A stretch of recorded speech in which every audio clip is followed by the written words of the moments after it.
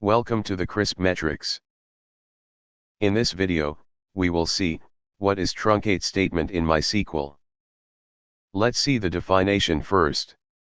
The truncate table command deletes the data inside a table, but not the table itself. We hope you are able to understand. Let's see the practical of that. First, let's decide our database.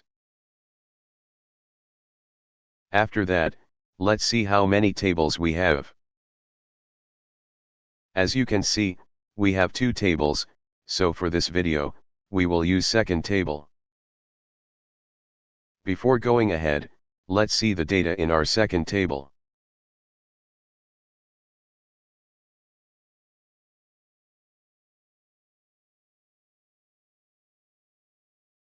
Finally, we have 3 rows in our second table.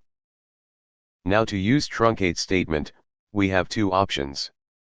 So first option is, do right click on table name, and simple click on truncate. The second option is to write query for that. Query is very simple, just write truncate, and your table name.